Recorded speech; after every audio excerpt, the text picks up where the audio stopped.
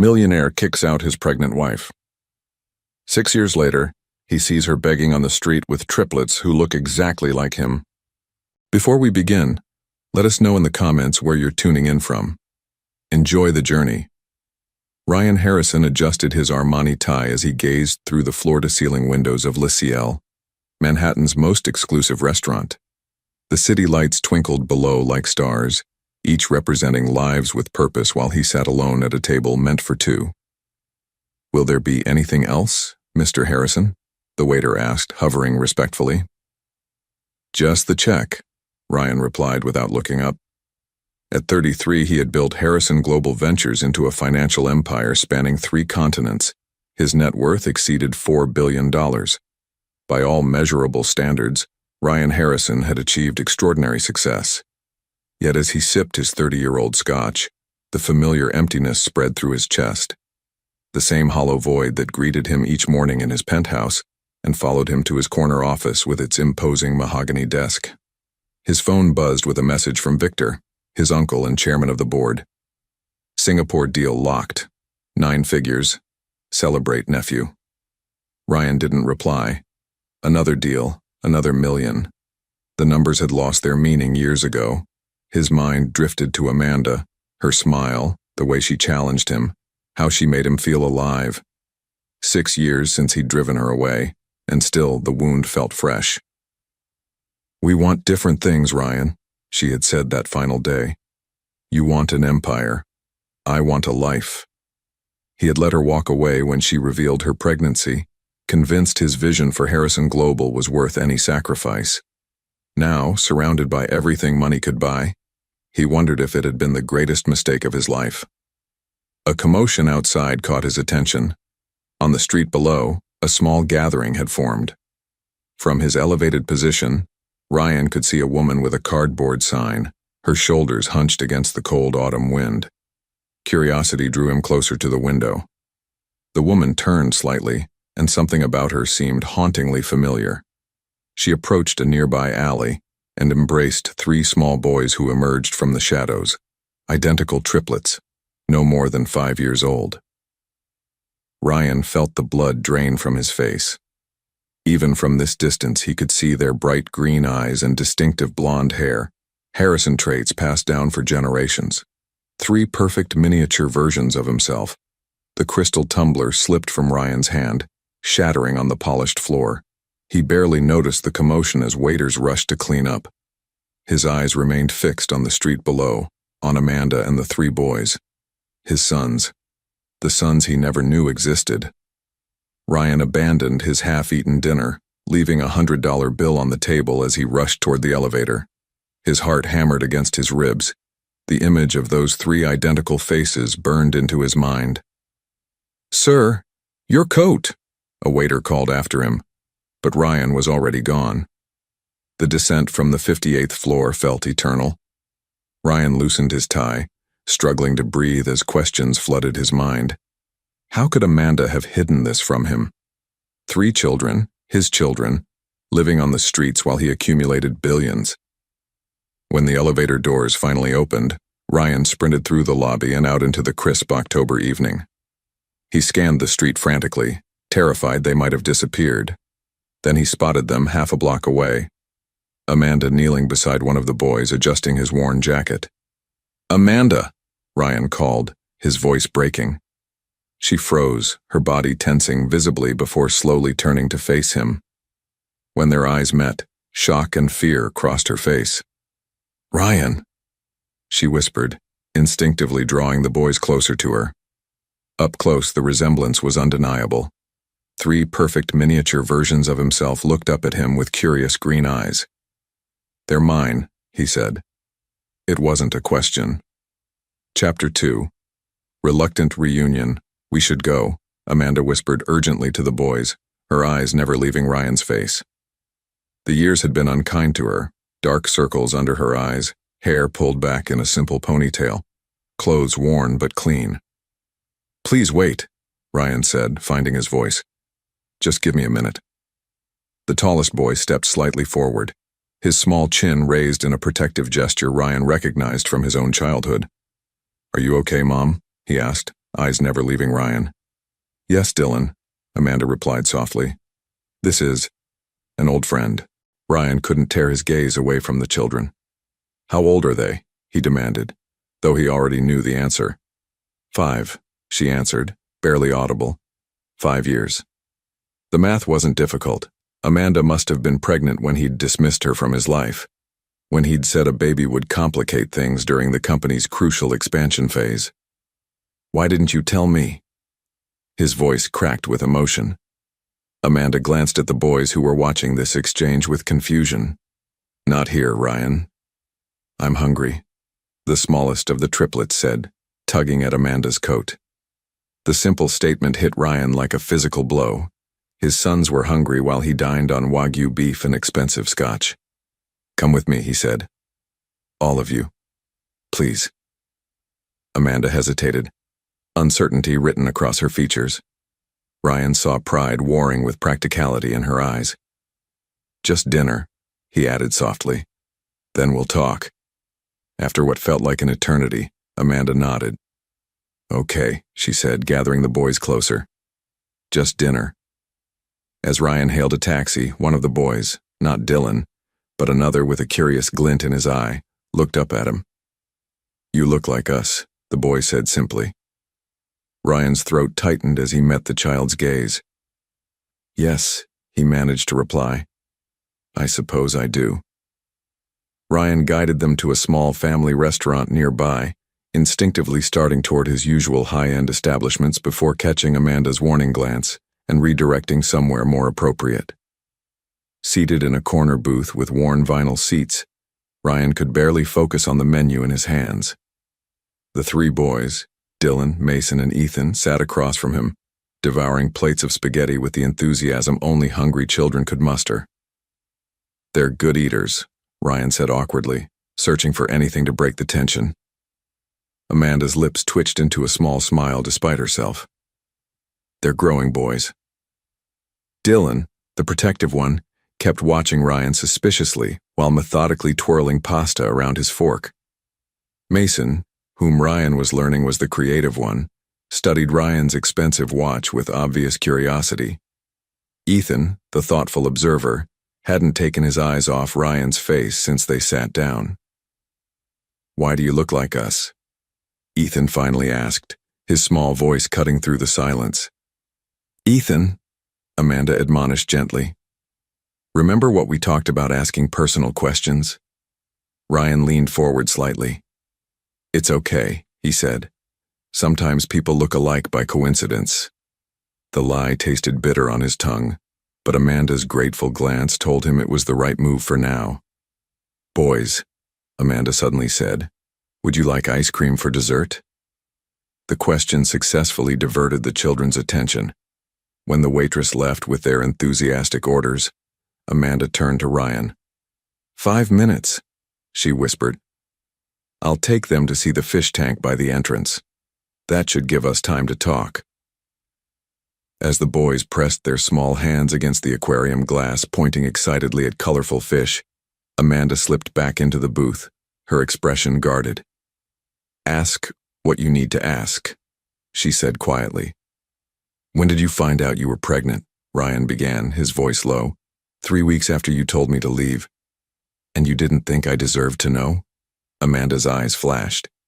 "I called your office, Ryan. 3 times. Your assistant said you were too busy to take personal calls. After the 3rd time, I decided our children wouldn't spend their lives being too personal for your schedule." Ryan felt as if he'd been punched.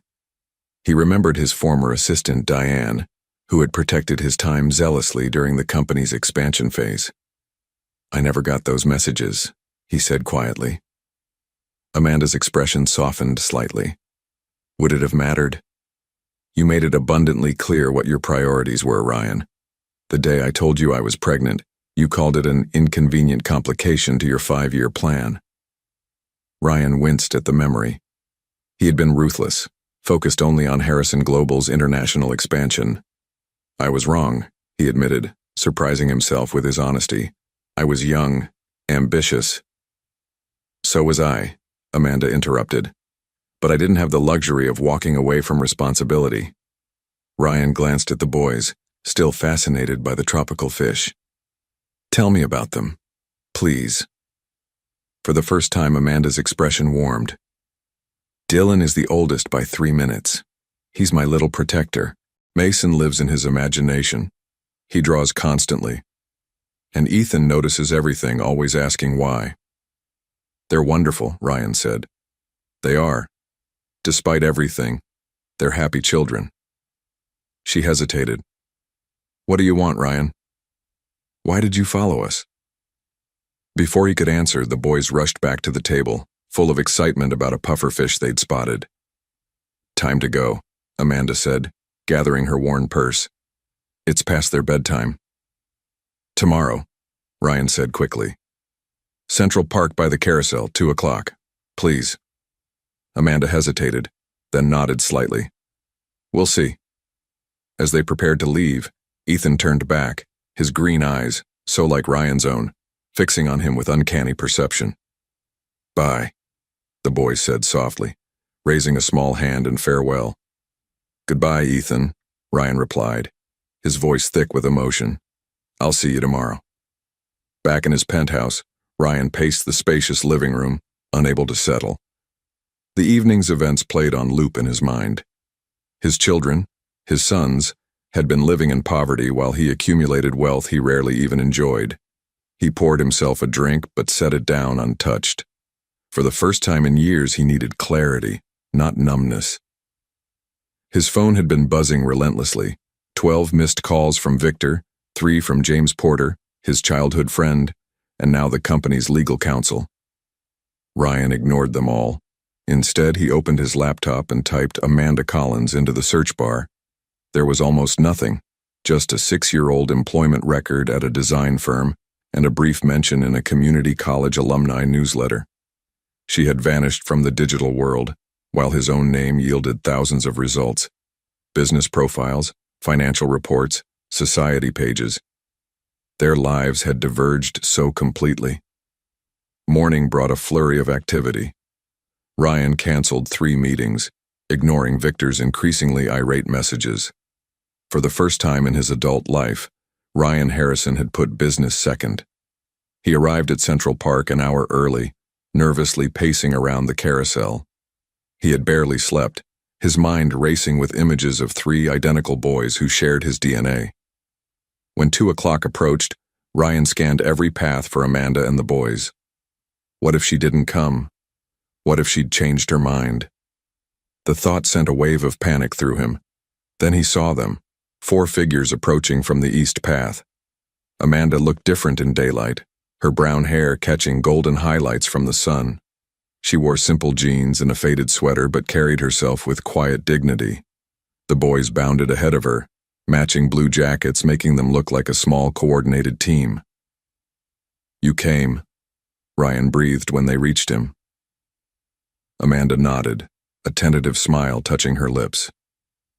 I promised we would. The boys stared up at him with varying expressions. Dylan stood slightly in front of the others, his protective instinct on display.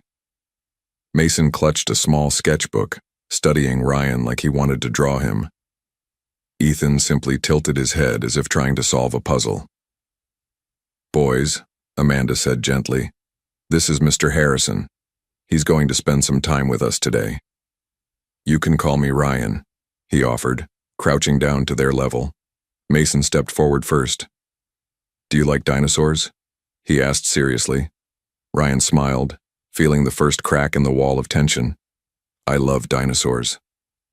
The afternoon at Central Park had been magical. Ryan had discovered that Dylan loved soccer, Mason could name every dinosaur that ever existed, and Ethan had an uncanny ability to solve puzzles meant for children twice his age. For a few precious hours, Ryan forgot about Harrison Global and the empire he'd built. As the sun began to set, Amanda gently announced it was time to leave. Ryan reluctantly said goodbye, securing a promise to see them again the following weekend. The warm glow of the day stayed with him as his driver took him back to his penthouse. For the first time in years, Ryan felt something dangerously close to happiness. That feeling evaporated the moment he stepped into his living room and found Victor Harrison waiting for him. At 62, Victor remained an imposing figure, tall, silver-haired, with the same green eyes all Harrisons possessed. After Ryan's parents died in a car accident when he was 12, Victor had raised him with a singular focus on business success. "Your assistant tells me you've been canceling meetings," Victor said without preamble. "The Tokyo investors are getting nervous." "I had something important to attend to," Ryan replied, pouring himself a glass of water. "More important than the deal we've spent 9 months negotiating?" Victor's voice was dangerously calm. "What exactly is going on, Ryan?" Ryan hesitated. He had planned to approach this conversation carefully, but Victor's network of informants had clearly alerted him to something unusual. "I found Amanda," he said finally. Victor's expression hardened. "Amanda Collins? Your ex-wife? The one who walked out on you?" "She didn't walk out," Ryan corrected. "I pushed her away, and she has children, 3 boys, my sons." Victor went completely still. "What did you just say?" "Triplets, 5 years old. They're mine, Victor. One look at them and there's no question." "She shows up after 5 years with 3 convenient children who look like Harrisons, just as your net worth crosses the 3 billion mark?" Victor laughed humorlessly. "And you believe this?" "I saw them. They're mine." Victor moved to the bar and poured himself a scotch. "Even if they are, and that's a significant if without proper testing, where has she been for 5 years? Why reveal them now?" "I found her by accident," Ryan explained. "She tried to contact me when she was pregnant. My assistant blocked her calls." "How convenient for her story," Victor said dismissively. "This woman abandoned you, and now she's manipulating you with these supposed children." Ryan felt his temper flare. "You don't know what you're talking about." "Don't I?" Victor set down his glass with deliberate care. "I've seen this before, Ryan. Women targeting wealthy men using children as leverage. Your own mother tried to take your father for millions in their divorce." "This isn't like that," Ryan insisted. "It's exactly like that." Victor's voice softened to the mentoring tone he'd used throughout Ryan's youth. "You've worked too hard to let emotions cloud your judgment now. If these children really are yours, we'll handle it properly. DNA tests, support arrangements, trust funds with appropriate controls." "They're not a business transaction," Ryan said, his voice rising. "Everything in life is a transaction," Victor replied coldly. "I taught you that." Ryan stared at his uncle, suddenly seeing the coldness that had shaped his own worldview. "Maybe that's the problem." Victor's eyes narrowed.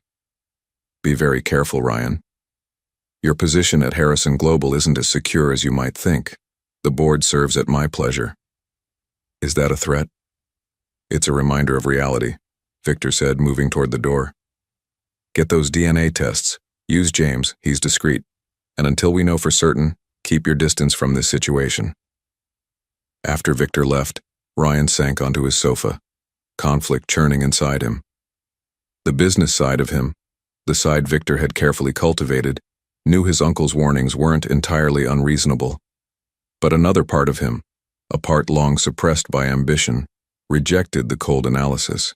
He had held Mason's small hand, seen Dylan's protective instinct, witnessed Ethan's quiet intelligence.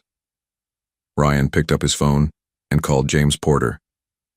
"I need your help," he said when his friend answered. "But this stays between us. Victor can't know." The modest apartment building in Queens stood in stark contrast to Ryan's gleaming Manhattan penthouse. He checked the address James had obtained for him one more time before pressing the buzzer for apartment 3B. Amanda's surprised voice came through the intercom. "Ryan? You're early." "I brought breakfast," he replied, holding up a bag of pastries, though she couldn't see him. A moment later, the door buzzed open. Ryan climbed 2 flights of stairs, suddenly nervous. This would be his first time seeing where his sons lived. Amanda opened the door before he could knock. She wore simple jeans and a faded t-shirt, her hair pulled back in a messy bun. Behind her, the sounds of cartoons and children's laughter filtered through. "You didn't have to bring anything," she said, eyeing the bag and the gift-wrapped packages under his arm. I wanted to, Ryan replied. May I come in? Amanda hesitated briefly before stepping aside. The apartment was small but meticulously clean. Mismatched furniture filled the living room, and children's artwork covered the refrigerator. Despite its simplicity, it felt more like a home than Ryan's designer-decorated penthouse ever had. The boys were sprawled on the floor watching TV, but scrambled up when they saw him. Ryan, Mason exclaimed, running over. Did you bring your dinosaur book? Even better, Ryan smiled, setting down his packages. I brought dinosaur models you can build yourself. Mason's eyes widened. Really? After breakfast, Amanda interjected, giving Ryan a look that clearly said, don't spoil them. As they ate pastries around the small kitchen table, Ryan observed the family dynamic. Amanda maintained gentle but firm boundaries with the boys. They, in turn, showed a level of independence and responsibility that surprised him. Ethan, it's your turn to clear the table, Amanda reminded. Without complaint, the quietest triplet began gathering plates. Ryan found himself automatically helping, earning a surprised glance from Amanda. We're going to the museum today, Amanda explained as they finished cleaning up. The Natural History Museum has free admission on Saturdays. I know, Ryan replied. That's why I came early. I thought maybe I could join you. Amanda studied him carefully. The boys would like that. The museum trip was eye-opening for Ryan. Watching his sons explore the dinosaur exhibits with unbridled enthusiasm, he glimpsed what family life could be. Not the sterile, achievement-oriented childhood Victor had crafted for him, but something joyful and genuine. In the Hall of Gems, Ethan tugged on Ryan's sleeve. Why are some rocks shiny and some not? He asked. Ryan knelt down to Ethan's level, explaining mineral formation in simple terms. The boy's intense focus reminded Ryan of himself at that age, before Victor's influence had narrowed his interest to only profitable pursuits. You're good with them, Amanda said quietly, as they watched the boys press their faces against a display case of meteorites. They make it easy, Ryan replied. They're amazing kids, Amanda. You've done an incredible job. She smiled, but it didn't reach her eyes. It hasn't been easy. I want to help, Ryan said. Not just with money, though that too, if you'll let me. I want to be part of their lives. Why? Amanda asked directly. Is it guilt? Curiosity? What happens when the novelty wears off? Before Ryan could answer, Dylan approached, his expression serious. Mom, Mason's crying. They found Mason in the gift shop, staring longingly at an expensive dinosaur encyclopedia. It's okay, buddy, Amanda soothed. We can look for it at the library. Ryan reached for his wallet, but Amanda's warning glance stopped him. He understood her concern. She didn't want the boys to see him as a source of gifts and money. Instead, he knelt beside Mason. You know what? I have that same book at home. Maybe next time you visit, we can look at it together. Mason wiped his eyes. We can visit your house? The question hung in the air. Ryan looked to Amanda, who gave a small nod. Yes, Ryan said, feeling a surge of hope. If your mom agrees, you could come next weekend. With the swimming pool? Ethan asked, appearing beside his brother. Ryan laughed. Yes, with the swimming pool. As they left the museum, Ryan felt Dylan's small hand slip into his. The gesture, so simple yet profound, made his throat tight with emotion. For the first time, Ryan Harrison understood what real wealth looked like. Ryan's penthouse had never felt so alive. The sound of children's laughter echoed through rooms that had known only business calls and solitary silence. This pool is huge, Mason exclaimed, staring wide-eyed at the indoor swimming area. Bigger than our whole apartment, Dylan added, unusually impressed. Amanda stood back, arms crossed and expression guarded as she watched the boys explore. Ryan had hired a swimming instructor, and the triplets were having their first proper swimming lesson. They're natural swimmers, the instructor commented as Ethan performed a perfect flutter kick. Their grandfather was a champion swimmer in college, Ryan said, the words surprising him. He rarely spoke of his father. Amanda raised an eyebrow but said nothing. Later, as the boys devoured pizza on the terrace overlooking Central Park, Ryan and Amanda stood by the kitchen island speaking in low voices. "They're asking questions," Amanda said, "about who you are, why you look like them." Ryan nodded. "I've been thinking about that too." "We need to tell them," she continued. "Soon, before they start creating their own explanations." "Are you sure they're ready?" "Are you?" Amanda countered. Ryan looked out at his sons, their faces animated as they chattered over their meal.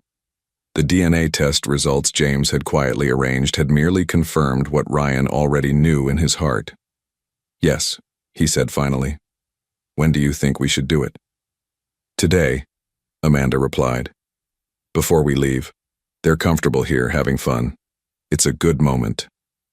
Ryan felt his heart race, but nodded in agreement. After lunch, they gathered in the living room. The boys sensed something important was happening and settled on the couch without being asked, shoulder to shoulder in matching blue t-shirts. "Boys?" Amanda began gently. "Remember how you've asked about your dad before?" 3 heads nodded in unison. "And you've noticed that Ryan looks a lot like you," she continued. "He has our eyes," Ethan observed. Amanda smiled softly. "Yes, he does." She took a deep breath. "That's because Ryan is your father." The room fell completely silent. Ryan felt as if he might shatter from the tension. Mason spoke first. "Like a real dad? Not just someone who looks like us?" "A real dad," Ryan confirmed, his voice thick with emotion. Dylan's brow furrowed. "But where were you? All the other kids have dads who live with them or visit on weekends." The question hit Ryan like a physical blow. Amanda reached over and squeezed his hand, surprising both of them with the gesture of support. "That's my fault," Ryan admitted. "I didn't know about you boys until I saw you last month outside the restaurant." "Mom didn't tell you?" Ethan asked, his perceptive gaze shifting between the adults. "I tried," Amanda explained carefully. "But sometimes grown-ups make mistakes. I should have tried harder and Ryan should have been easier to reach. The important thing," Ryan added, "is that I know now, and I want very much to be your father, if you'll let me." The triplets exchanged glances, having one of those silent communications that amazed Ryan. Ethan slid off the couch first and approached Ryan. "Can I call you Dad?" he asked simply. Ryan knelt down, meeting his son's eyes. "I would like that more than anything." Ethan wrapped his arms around Ryan's neck and something broke open inside Ryan's chest. A dam of emotion he hadn't known existed suddenly gave way. Mason joined the hug next. "Does this mean we get to come swimming every weekend?" Ryan laughed through the tightness in his throat. "It means I'll be part of your lives in every way I can be." Only Dylan remained on the couch, watching cautiously. Amanda sat beside him. "It's okay to need time, Dylan. This is big news." The boy twisted his hands together. "If you're our dad," he asked Ryan directly, "are you going to take us away from Mom?" "No," Ryan answered immediately. "Your mom is amazing. She's taken care of you all by herself for 5 years. We're going to work together now, but nothing will change how important she is." Dylan studied him for a long moment, before nodding once and sliding off the couch. He didn't hug Ryan, but offered his hand for a solemn handshake. "Okay," Dylan said, "but you have to promise not to leave again." Ryan shook his son's hand, feeling the weight of the moment. "I promise, Dylan. I'm here for good." Ryan sat in his corner office, staring blankly at quarterly projections that would normally command his full attention. The numbers showed record growth for Harrison Global, but his mind was elsewhere, filled with images of 3 little boys with his eyes. A sharp knock interrupted his thoughts before the door swung open without waiting for a response. Victor Harrison strode in, radiating displeasure. "You missed the Singapore call," Victor said, dropping into the chair across from Ryan's desk. "Lynn was asking for you specifically." "Something came up," Ryan replied vaguely. Victor narrowed his eyes. Something more important than the deal we've been chasing for months? Yes. The simple answer clearly caught Victor off guard. Ryan leaned back, suddenly exhausted by the prospect of explaining. But Victor wasn't just his uncle, he was chairman of the board. He deserved to know why the CEO of Harrison Global had suddenly shifted priorities. The DNA results came back, Ryan said. The boys are mine. 100% certainty. Victor's expression darkened. I assumed as much. I've already had legal working on appropriate support arrangements. It's not about support arrangements, Ryan interrupted. I told them I'm their father. I'm going to be part of their lives. Of course you are, Victor said dismissively. In an appropriate capacity, weekend visits, perhaps holidays, we'll set up trust funds for education. I'm picking them up from school today, Ryan cut in. Mason has an art show. I promised I'd be there. Victor went completely still. You're leaving the office early? Today? When we have the Tokyo presentation to finalize? James can handle that. James? Victor scoffed. James Porter is a competent lawyer, but he doesn't have your vision for expansion. Ryan's phone buzzed with a message from Amanda. Boys are excited about you coming to Mason's art show. He's been talking about it all week. A smile touched Ryan's lips, and something in his expression made Victor lean forward. This woman has you completely distracted, Victor said, his voice dangerously quiet. She waited 5 years to tell you about these children, and now suddenly you're rearranging your entire life for her? For them, Ryan corrected. My sons. You barely know them. I'm getting to know them, Ryan countered. And they're extraordinary kids. Victor stood abruptly. You're the CEO of a multi-billion-dollar corporation, not just some father picking up kids from school. You have responsibilities. Yes, I do, Ryan agreed, standing to match his uncle's stance. To my children as well as to this company. The two men stared at each other, a tension between them that had never existed before. Finally, Victor adjusted his perfectly tailored suit. Fine. Do what you need to do. But when the board questions why our Tokyo expansion is faltering, I won't shield you from the consequences. After Victor left, Ryan sank back into his chair, conflict churning inside him. His uncle's warnings weren't entirely unreasonable. The business side of Ryan, the side that had built an empire on calculated risk and strategic thinking, knew he should proceed cautiously. But another part of him, a part long suppressed by ambition, rejected the cold analysis. He had promised Mason he would be there, and he intended to keep that promise. Ryan arrived at the elementary school 30 minutes early, parking his sleek Aston Martin among minivans and sensible sedans. He felt oddly out of place in his tailored suit as he approached the school's entrance. The art show was held in the gymnasium, children's artwork displayed on colorful boards throughout the space. Ryan scanned the room nervously until he spotted Amanda chatting with a teacher. When she saw him, surprise flickered across her face. You made it, she said, checking her watch. Early, even. I promised, Ryan replied simply. Where's Mason's work? Amanda led him to a display where Mason stood proudly beside a vibrant painting of 5 figures holding hands, 3 small ones and 2 larger ones, all with bright green eyes. Dad, Mason exclaimed, seeing Ryan. You came! Look at my family painting. The word Dad still hit Ryan with the force of a physical blow. He knelt down to Mason's level, studying the artwork with genuine admiration. It's wonderful, he said, noting that Mason had painted Amanda and himself together with the triplets. Best painting here, I'd say. Mason beamed. Ms. Johnson said I'm very talented for my age. Ryan laughed. She's absolutely right. As he stood up, Ryan felt a small hand slip into his. Looking down, he was surprised to see it was Dylan, the most cautious of his sons, who had taken his hand. Will you come see my science project next? Dylan asked. It's about rockets. I wouldn't miss it for anything, Ryan promised, and meant it more than any business deal he'd ever closed. Mr. Harrison, the board is waiting in the conference room, Ryan's assistant said through the intercom. Mr. Victor says they can't delay any longer. Ryan glanced at his watch and then at his phone, which displayed a text from Amanda. Ethan's fever is worse. Taking him to urgent care now. The Tokyo expansion meeting, the one he'd helped plan for months, was starting in 5 minutes. Meanwhile, his son was sick, and Ryan had promised Amanda he would meet them at the clinic. Tell them I won't be attending, he told his shocked assistant. Family emergency.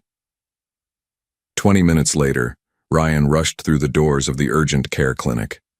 Amanda looked up from the waiting room chair, surprise evident on her face. You came, she said. Of course I came. Ryan sat beside her, immediately scanning the room. Where are Dylan and Mason?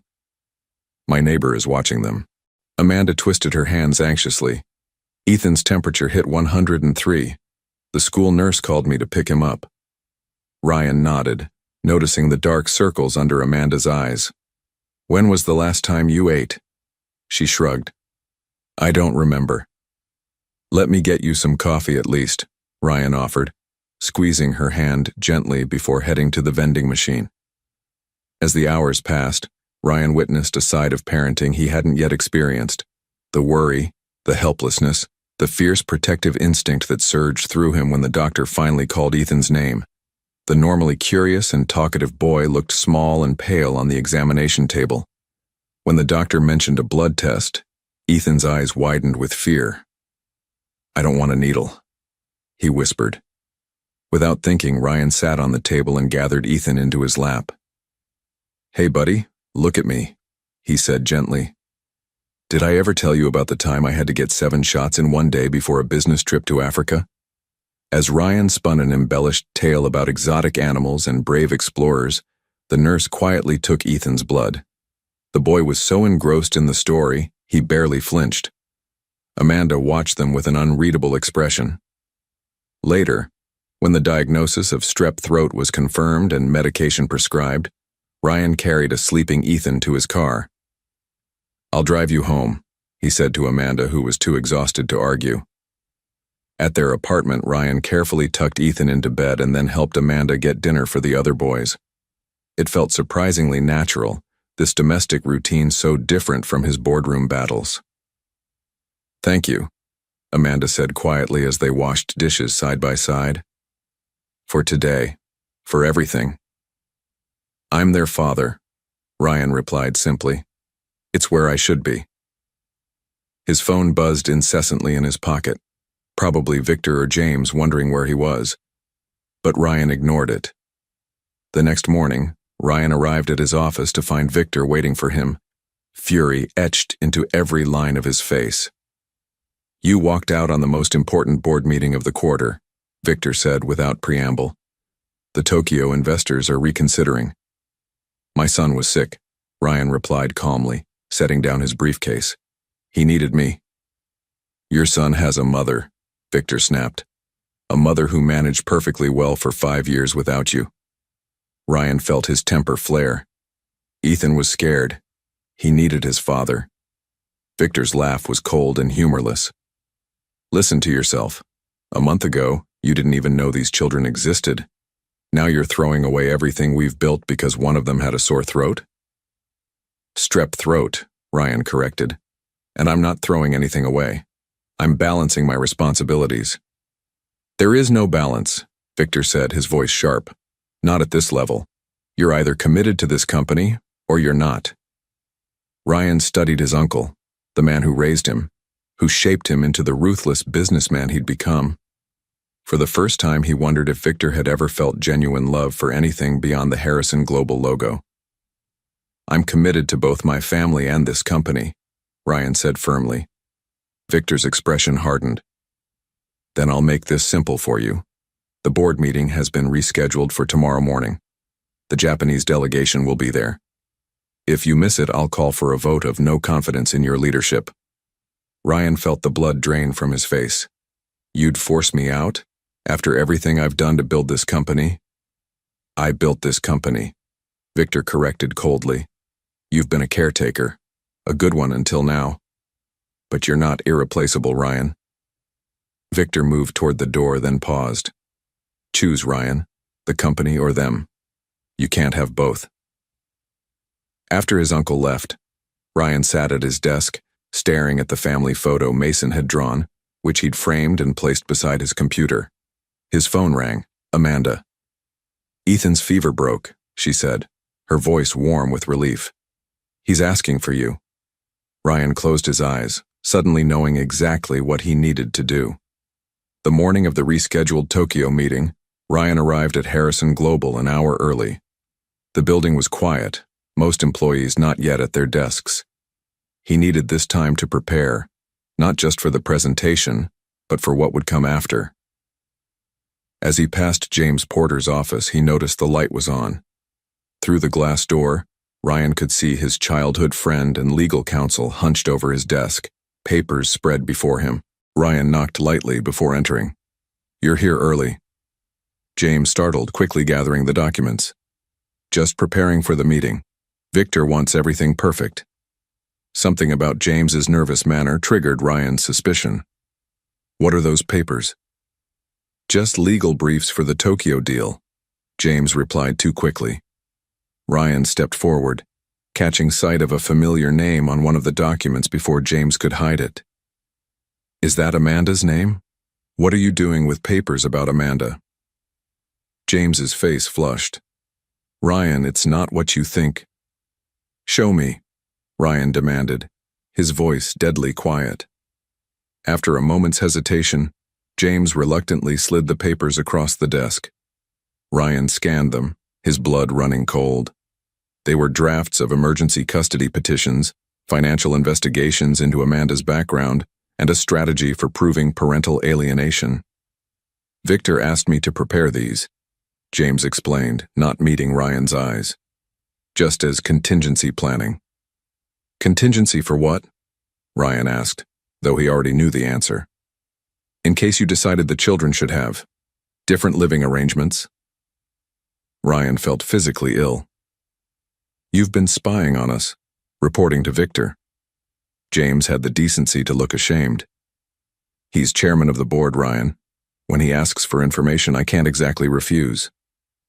We've been friends since we were 10 years old, Ryan said, disbelief coloring his voice. I trusted you with my family. I told myself I was protecting the company, James replied weakly. Victor convinced me Amanda was manipulating you, that these children were a threat to everything we've built. Ryan shook his head in disgust. They're children, James. My children. James's phone buzzed with a text. He glanced at it, then back at Ryan with growing alarm. Victor's on his way up. The Japanese delegation arrived early. Ryan gathered the documents about Amanda and the boys. I'll deal with you later. As he turned to leave, James called after him.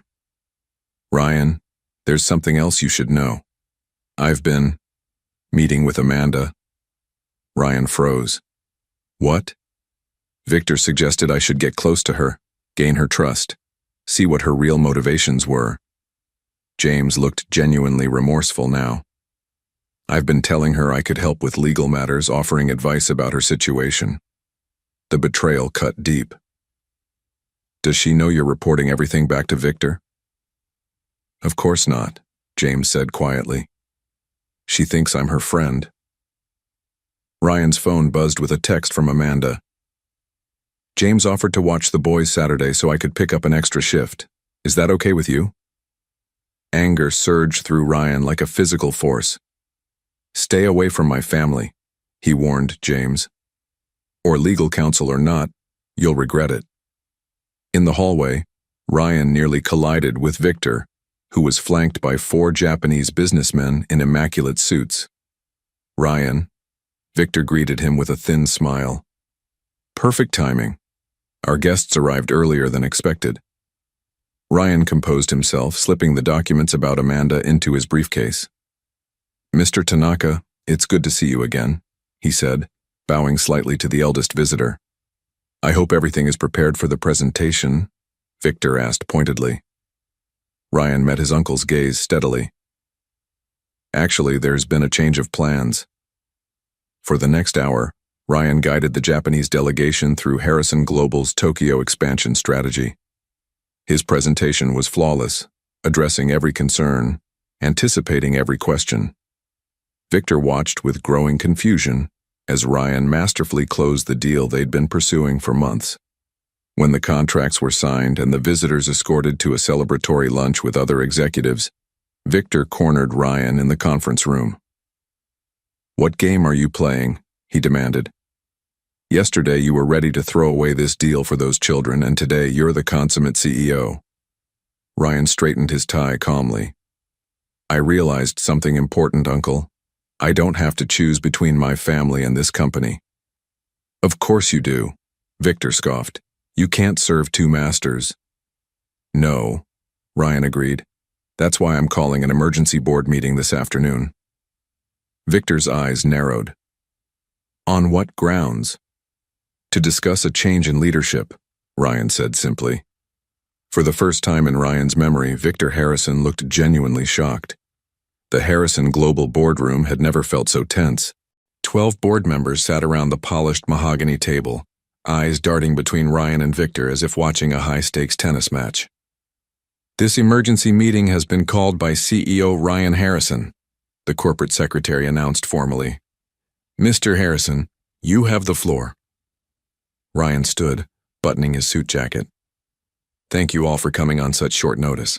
I've called this meeting to discuss the future leadership of Harrison Global." Victor's face remained impassive, though his knuckles whitened as he gripped his pen.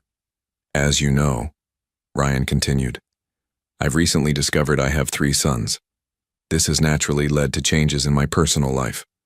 My uncle believes these changes make me unsuitable to lead this company."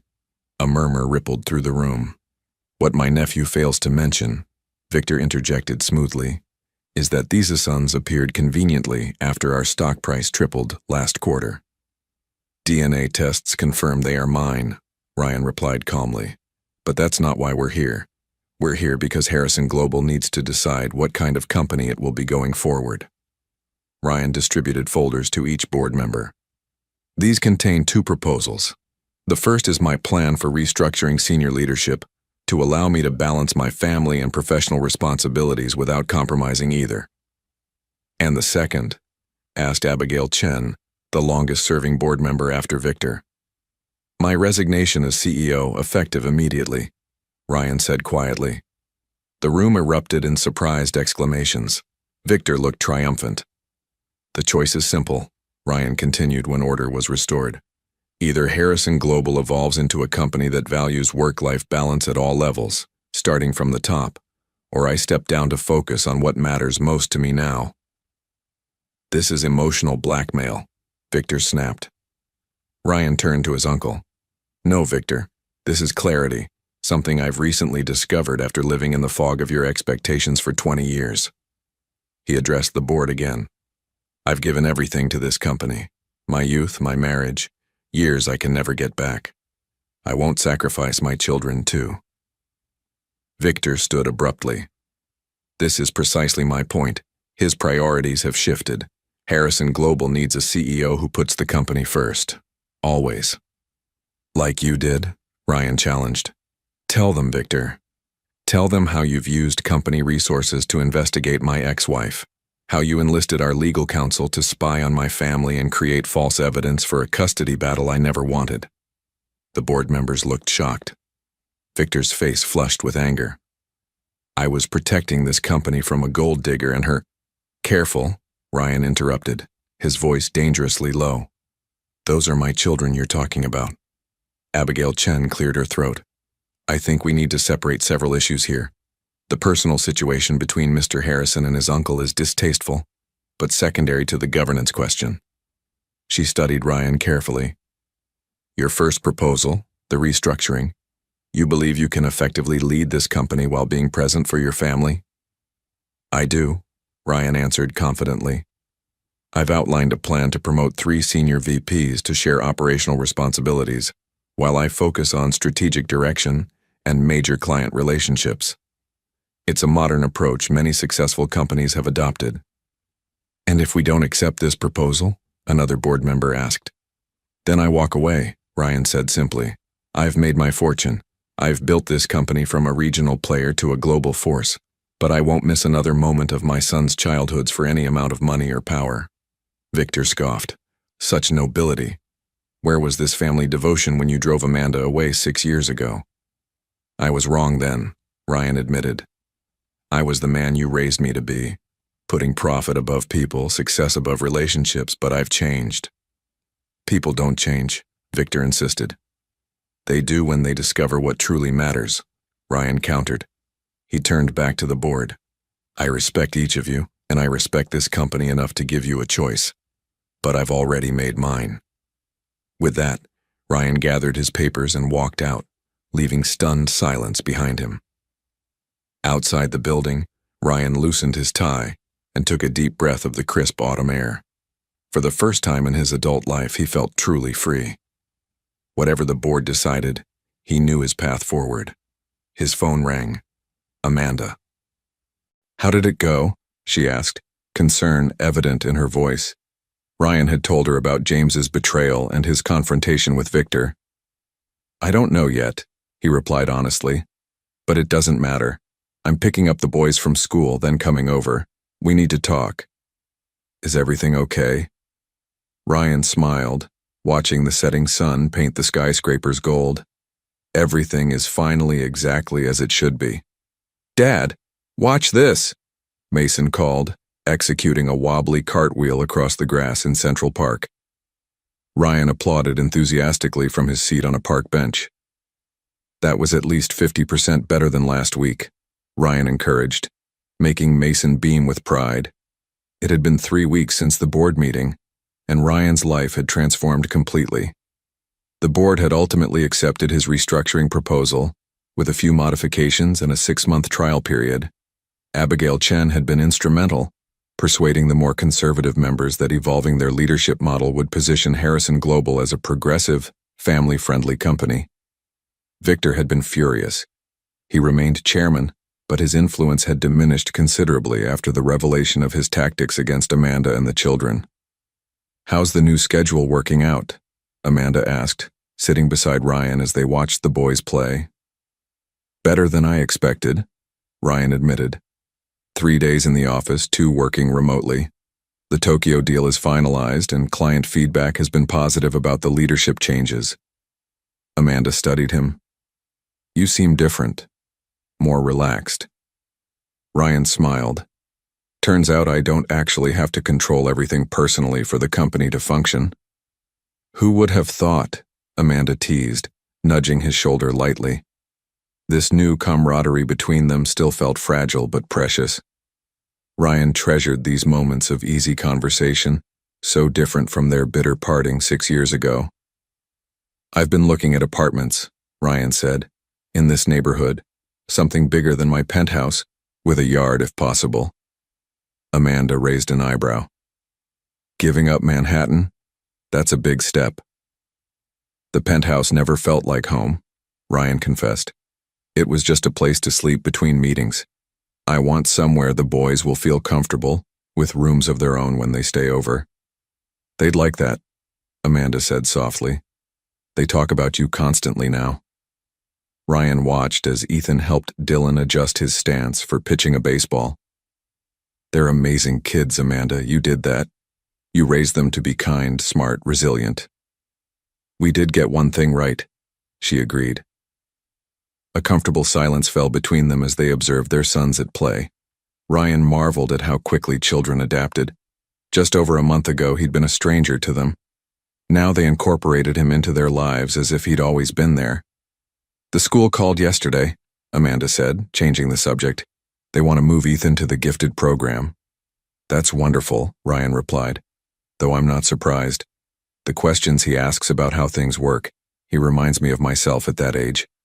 They all do, Amanda observed. Dylan has your determination. Mason, your creativity.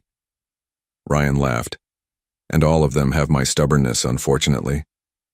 Their conversation was interrupted by James Porter approaching hesitantly across the grass. Ryan tensed immediately. What are you doing here? He demanded. James held up his hands in a placating gesture. I just need 5 minutes, Ryan. please." Amanda looked between them, confusion evident. "What's going on?" "It's okay," Ryan assured her. "Why don't you gather the boys? I'll meet you at the ice cream cart in a few minutes." After Amanda walked away, Ryan turned to James with cold fury. "I told you to stay away from my family." "I know," James said, looking genuinely remorseful. "I came to apologize and to give you this." He handed Ryan a thick envelope. "What is it?" "My resignation from Harrison Global," James replied, "and copies of everything Victor asked me to do regarding Amanda and the boys. If he tries anything else, you'll have ammunition." Ryan studied his former friend.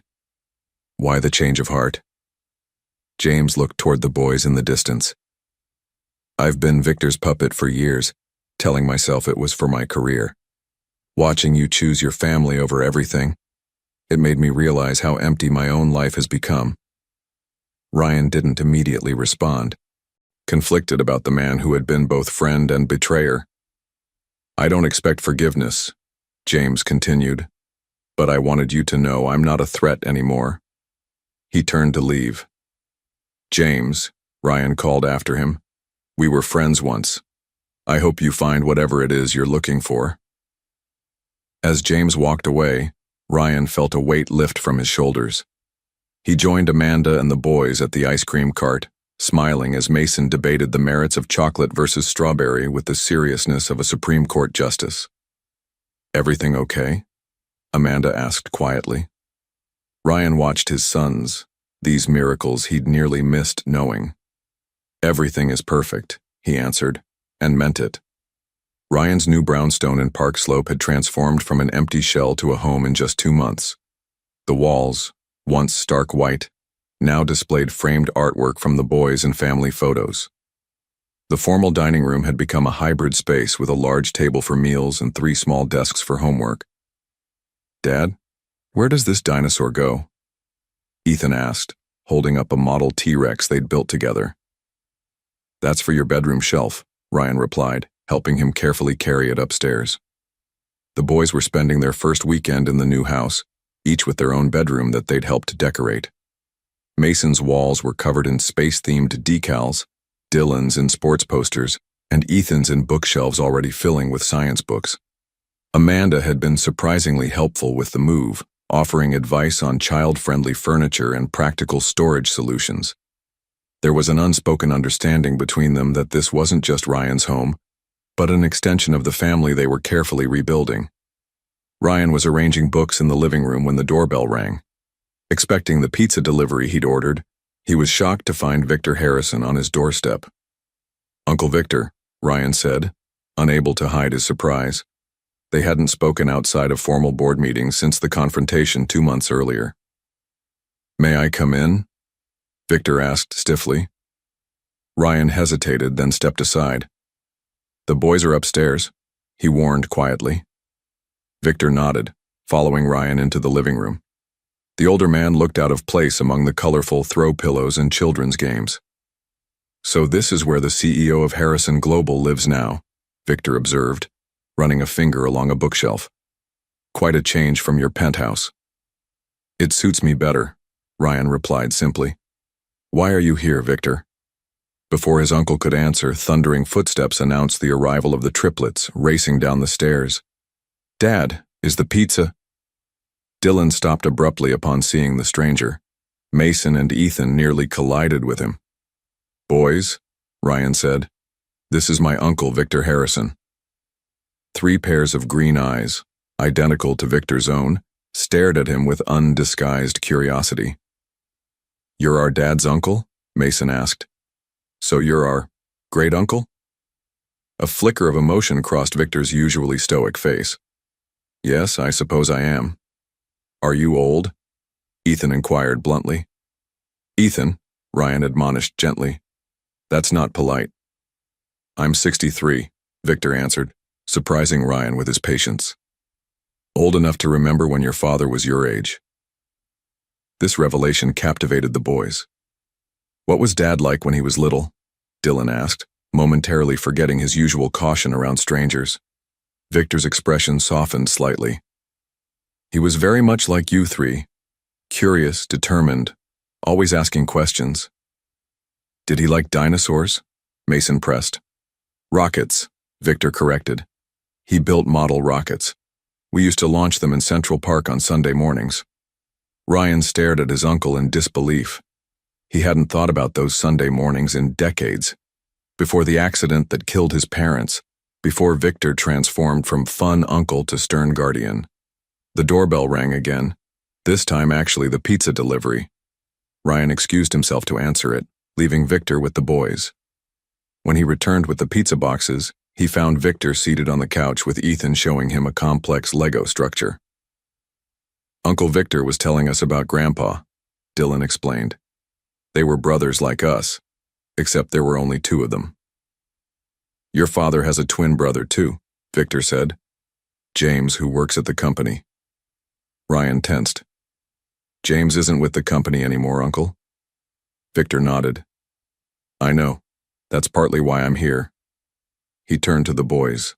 Would you mind if I spoke with your father privately for a few minutes? The triplets looked to Ryan for guidance. He nodded reassuringly. Go wash your hands for pizza. I'll call you when we're done. After they raced upstairs, Victor sighed heavily. They're remarkable children, Ryan. Yes, they are, Ryan agreed cautiously. They look so much like you and your father, Victor continued. Seeing them, it brought back memories I thought I'd buried years ago. Ryan waited, unsure where this conversation was heading. I've been thinking about what you said at the board meeting, Victor admitted. About how I raised you to put profit above people. You were right. The admission stunned Ryan. Victor Harrison never admitted being wrong about anything. After your parents died, I was terrified of failing them, of failing you, Victor continued. I thought if I could make you successful, wealthy, powerful, I'd have done my duty. I never considered whether I was making you happy. You did the best you could, Ryan said quietly. Victor shook his head. No, I didn't. I turned you into a reflection of myself. And I nearly cost you the chance to be a better father than I was. For the first time in Ryan's memory, Victor Harrison looked vulnerable. I'd like to know them, Victor said finally. My great-nephews, if you'll allow it. The backyard of Ryan's brownstone was transformed into a wonderland of streamers, balloons, and 3 identical 6 signs. The triplets' birthday party was in full swing, with children running and shouting in the afternoon sun while parents chatted nearby. Ryan stood at the grill, expertly flipping burgers while keeping one eye on his sons. Careful, Mason, he called as his most adventurous boy climbed higher on the playset. Mason gave him a thumbs up without slowing his ascent. Amanda appeared beside Ryan carrying a tray of condiments. 6 months had passed since their initial reunion outside Le Ciel restaurant, and the change in her was remarkable. Her hair shone with health, her clothes were new and stylish, and most noticeably, she smiled easily now. He'll be fine, she assured Ryan. They all have your stubbornness. And your resilience, Ryan added with a smile. The past months had brought changes no one could have predicted. Ryan had settled into his restructured role at Harrison Global, proving that a CEO could indeed balance work and family. Amanda had started a promising career at a design firm, her talents finally recognized and valued. And most surprisingly, Victor had become a devoted great-uncle, showing up regularly with educational gifts and taking a special interest in Dylan's budding interest in business. Where is Uncle Victor? Ethan asked, appearing at Ryan's side. He promised to show me how his watch works. He'll be here soon, Ryan assured him, checking his own watch. Victor was never late, another family trait. As if on cue, the garden gate opened, and Victor entered carrying 3 identically wrapped packages. The formerly intimidating chairman had softened visibly in recent months, though he still wore his tailored suits even to a children's birthday party. Uncle Victor, the boys called in unison, racing toward him. Ryan watched as his uncle carefully set down the gifts to accept 3 enthusiastic hugs. The transformation in Victor still amazed him.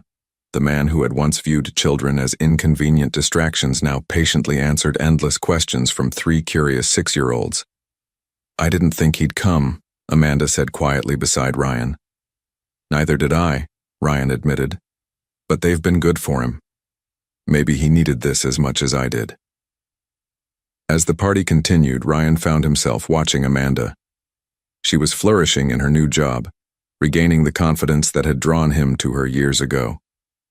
Their relationship had evolved too. Not romantic, but a deep partnership built on mutual respect and shared love for their sons. "Remember their first birthday?" Amanda asked as they watched the boys gather around the cake with its 6 candles. "I could barely afford cupcakes from the grocery store." Ryan felt the familiar pang of regret for all the moments he'd missed. "I wish I had been there." Amanda surprised him by squeezing his hand gently. "You're here now. That's what matters." After cake and presents, the party began to wind down. Parents collected their children, thanking Ryan and Amanda for the wonderful celebration. Soon, only family remained. Ryan, Amanda, the boys, and Victor. "Before everyone leaves," Victor announced, "I have something for the boys." He retrieved an envelope from his jacket pocket. "This isn't just a birthday gift. Consider it an apology for my initial reluctance to welcome you into the family." Ryan took the envelope cautiously and opened it. Inside were legal documents establishing 3 substantial trust funds for the boys' education, along with shares in Harrison Global transferred into their names. "Uncle Victor, this is too much," Ryan began. "It's exactly right," Victor interrupted firmly. "They're Harrisons. They deserve their birthright." He knelt down to the boys' level, something the old Victor would never have done. "These are for your future, boys, for college and beyond." "Thank you, Uncle Victor," the triplets chorused, though the concept of trust funds was well beyond their comprehension. As Victor prepared to leave, he pulled Ryan aside. "There's something else. The board has been discussing succession planning." Ryan tensed. Despite their reconciliation, business conversations with Victor still triggered wariness. "I'm planning to step down as chairman next year," Victor continued, surprising Ryan. "I'll be recommending you take my place." "Victor, I don't know what to say." "Say you'll consider it," his uncle replied. "The restructuring has worked better than anyone expected. You've proven it's possible to be both a good businessman and a good father." He glanced at the boys who were examining their new toys. Those boys deserve to see their father lead the company their grandfather helped build. After Victor left, Ryan joined Amanda on the porch swing, watching the triplets play in the fading evening light. "Happy?" she asked simply. Ryan nodded, genuinely content in a way he hadn't known was possible a year ago. "Very. You?" "Getting there," Amanda replied with a soft smile. As they sat together in comfortable silence, Ryan realized that for all his wealth and business success, this moment, this family, was his greatest achievement. And that concludes my presentation on Harrison Global's new sustainability initiative, Ryan finished, closing his tablet as the board members applauded politely. 1 year had passed since he'd stood in this same boardroom and offered his resignation. Now, as both CEO and newly appointed chairman, Ryan had successfully guided the company through its most profitable year to date while maintaining his commitment to his family. "Excellent work, Ryan," Victor commented from his new position as chairman emeritus. Though officially semi-retired, he still attended major meetings, offering guidance when asked, but no longer controlling every decision. As the board members filed out, Abigail Chen lingered behind. "You've proven a lot of skeptics wrong," she said with a smile, "including me. I wasn't sure your work-life balance experiment would succeed." Ryan laughed. "Neither was I, to be honest. But it turns out that being present for soccer games actually makes me a better CEO, not a worse one." "Perspective," Abigail nodded. "Something many executives lack." After the meeting, Ryan declined his driver's offer, opting to walk the few blocks to his destination. It was a perfect autumn day, the trees in Central Park beginning to turn golden. The same season he'd discovered his sons a year ago. He arrived at Amanda's design firm just as she was exiting the building. "Right on time," she smiled, falling into step beside him. "How was the board meeting?" "Productive. The sustainability initiative passed unanimously." "I'm not surprised. Your presentation to the boys at breakfast was very convincing." Ryan chuckled. "If you can explain environmental impact to 3 6-year-olds, you can convince anyone." They walked in comfortable silence for a few blocks. Their relationship had evolved into something neither of them had anticipated. Not quite the romance of their youth, but a deep friendship built on shared history and mutual respect. "Are you nervous about tomorrow?" Amanda asked as they approached the school. "Terrified," Ryan admitted. "What if they hate me?" "They won't hate you," Amanda assured him. "Career Day is mostly about bringing snacks and showing off cool job gadgets." "I should have brought prototypes from the R&D department," Ryan fretted. Amanda laughed.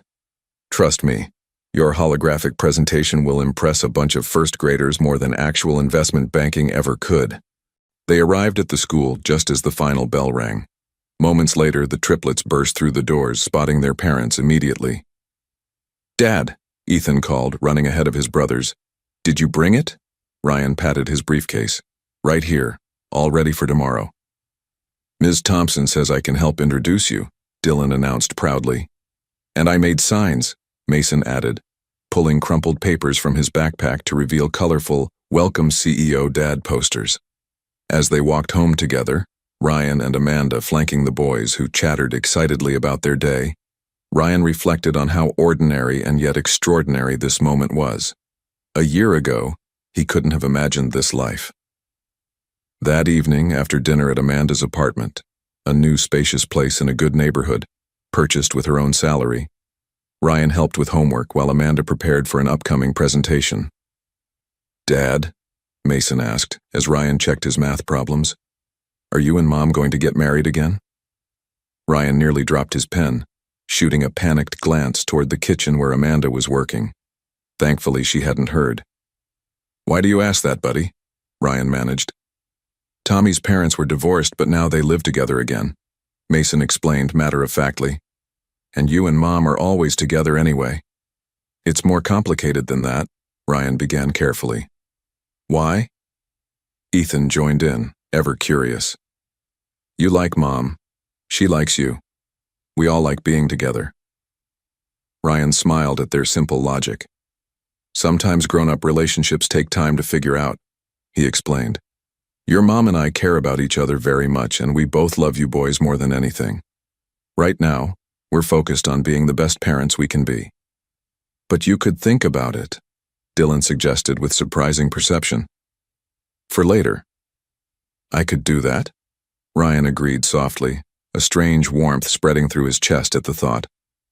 Later, as he prepared to leave, Amanda walked him to the door. "The boys asleep?" he asked. "Finally. They're too excited about Career Day to settle down." "Thank you," Ryan said suddenly. Amanda looked puzzled. "For what?" "For letting me be part of their lives. For giving me a second chance when I didn't deserve one." Amanda's expression softened. "You earned that second chance, Ryan. You chose them when it mattered most." As he walked to his car, Ryan realized that for all the wealth and power he'd accumulated, his greatest achievement would always be the family he'd nearly lost, but had been fortunate enough to find again. Ryan Harrison sat alone at a table for two in Le Ciel, the exclusive Manhattan restaurant where everything had begun 18 months ago. The same panoramic windows showcased the glittering city below. The same crystal glasses reflected the amber glow of expensive scotch. But Ryan was not the same man. He checked his watch, a simple timepiece that had replaced his ostentatious luxury brand. Amanda was running late, which was unusual for her. Tonight was important. They had agreed to have a rare, adults-only dinner to discuss the boys' upcoming school applications. Ryan smiled, remembering that fateful night when he'd spotted Amanda and the boys from this very restaurant. How differently he saw the world now, through the eyes of a father, not just a CEO. His phone buzzed with a text from Victor, The boys are fine. Ethan is teaching me chess and he's alarmingly good at it. Mason painted my portrait, quite abstract I must say, and Dylan is organizing my tie collection by color. Take your time. Another change Ryan could never have anticipated. Victor Harrison, once the embodiment of cold ambition, was now the triplets' favorite babysitter. Sorry I'm late, Amanda said, slightly breathless as she slipped into the chair across from him. She looked stunning in a simple black dress, her hair swept up elegantly. Worth waiting for, Ryan replied with a smile.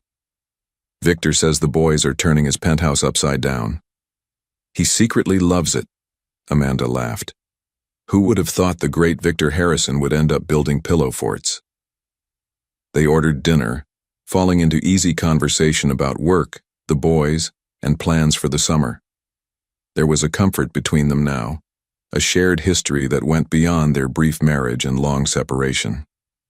I've been thinking, Ryan said as their desserts arrived, about what Mason asked a few months ago. Amanda raised an eyebrow. Which question? That child asks about 50 per day. Whether we were going to get married again, Ryan clarified, watching her expression carefully. Amanda set down her fork, suddenly serious. Ryan? I'm not proposing, he assured her quickly. At least not tonight. She looked relieved, but not entirely, Ryan noted with interest. But I have been thinking about us, he continued. About how far we've come. About how much I still care for you.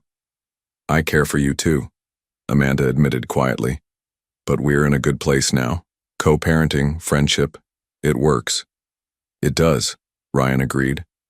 But is works enough? When I think about my life before the boys, before finding you again, I had everything and nothing at the same time. We're different people now, Amanda pointed out. I'm not the young wife you dismissed for having inconvenient timing, and you're not the man who chose ambition over family. Exactly, Ryan said, leaning forward. We've both grown. Maybe we needed that time apart to become who we needed to be, for ourselves and for each other. Amanda studied him thoughtfully. What are you saying, Ryan? I'm saying I'd like us to consider the possibility of more. Not rushing, not for the boys' sake, but for our own. Because when I imagine my future now, Amanda, you're in it. Not just as the mother of my children, but as my partner.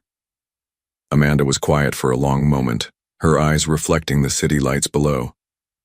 I've thought about it too, she finally confessed. But I've been afraid. Afraid of risking what we've built. Afraid of being hurt again. I understand that fear, Ryan said softly. But I'm not the man who hurt you before. And you're not the woman who was hurt. We've become stronger, wiser versions of ourselves. Amanda reached across the table to take his hand. I'm willing to consider the possibility, she said with a small smile. Slowly. Slowly works for me, Ryan replied, squeezing her hand gently. As they left the restaurant, Ryan paused at the exact spot where he'd stood 18 months earlier, looking down at the street where he'd first glimpsed his sons. What is it? Amanda asked, following his gaze. I was just thinking about how one moment can change everything, Ryan said. If I hadn't looked out that window that night. You would have found us eventually, Amanda said with certainty. Some things are just meant to be. Ryan took her hand as they walked toward his waiting car. In his pocket was a small velvet box. Not for tonight, but perhaps soon. He had learned that the most precious things in life couldn't be rushed. Once Ryan Harrison had believed his fortune was measured in billions. Now he knew better. His true wealth was walking beside him and waiting at home in the form of 3 boys with his eyes and their mother's heart.